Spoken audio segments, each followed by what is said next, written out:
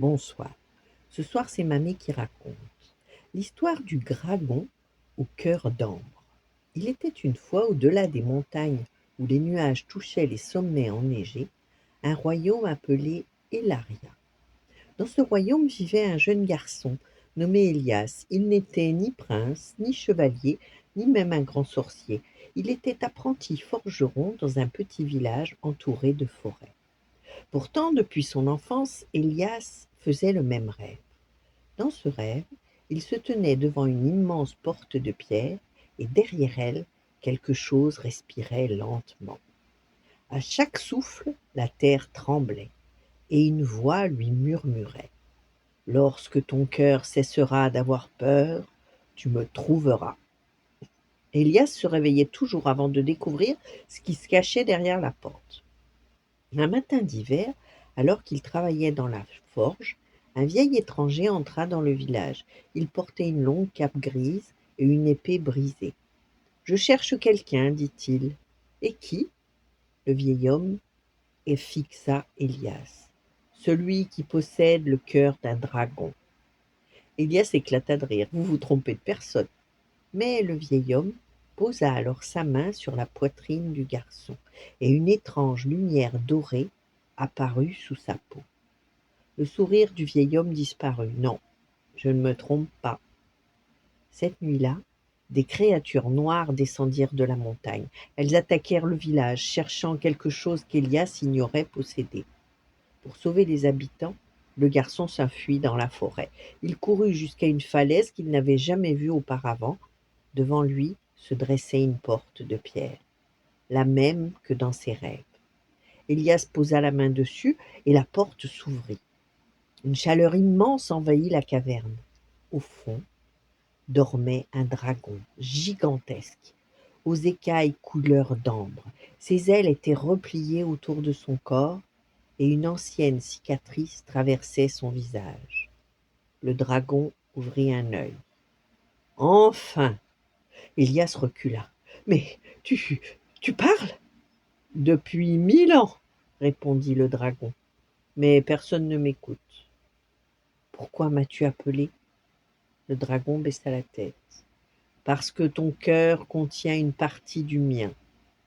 Élias comprit alors que la lumière qu'il portait depuis son enfance n'était pas un simple pouvoir. Un ancien roi avait autrefois tenté de tuer le dragon pour s'emparer de sa magie. Avant de mourir, le dragon avait divisé son cœur en deux.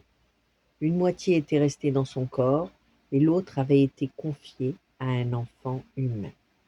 Cet enfant était devenu l'ancêtre d'Élias, et maintenant, après des siècles, les ennemis du dragon étaient revenus. «Ils veulent ton cœur», murmura Élias. «Non», répondit le dragon, «ils veulent le tien.» Une armée approchait déjà de la caverne. Élias tremblait. Il aurait pu fuir, il aurait pu abandonner le dragon, mais il se souvenait des paroles du vieil homme.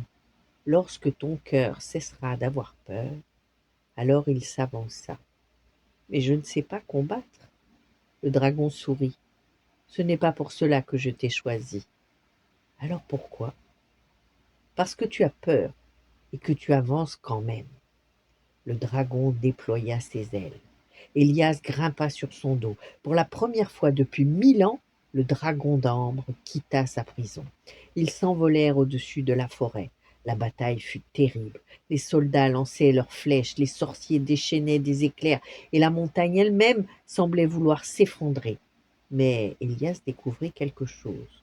Le dragon ne combattait pas avec haine, il protégeait. Chaque fois qu'un villageois était menacé, il se plaçait entre lui et le danger. Chaque fois qu'un soldat abandonnait son arme, le dragon cessait d'attaquer.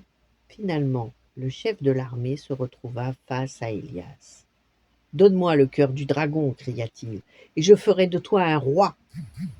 Élias regarda la lumière dorée qui brillait dans sa poitrine. Puis il regarda son nouvel ami. «Je ne veux pas être roi. Alors que veux-tu?» Élias sourit. «Être libre.» Il posa sa main sur les écailles du dragon. Une lumière éclatante jaillit. Le cœur humain et le cœur du dragon se réunirent, mais au lieu de rendre le dragon plus puissant, la magie se répandit dans toute la vallée. Les armes tombèrent des mains des soldats, les arbres se couvrirent de fleurs, la neige fondit, et pour la première fois, depuis des siècles, les habitants d'Elaria entendirent le chant des dragons. On raconte qu'après ce jour, Élias devint le gardien des dragons. Il ne devint jamais roi, il ne porta jamais de couronne. Il continua même à travailler parfois dans la vieille forge de son village. Mais lorsqu'une personne demandait: «Est-il vrai qu'un dragon vit dans la montagne?» les anciens souriaient. Non, ils regardaient le ciel, car certains soirs, lorsque le soleil disparaissait derrière les montagnes, une immense silhouette couleur d'ambre traversait les nuages, et sur son dos se trouvait un jeune homme qui avait compris une chose que les rois et les guerriers avaient oubliée depuis longtemps. Le véritable courage n'est pas de ne jamais avoir peur, c'est de choisir l'amitié et la liberté, même lorsque la peur nous ordonne de fuir. Voilà, bonne nuit, faites de beaux rêves et à demain.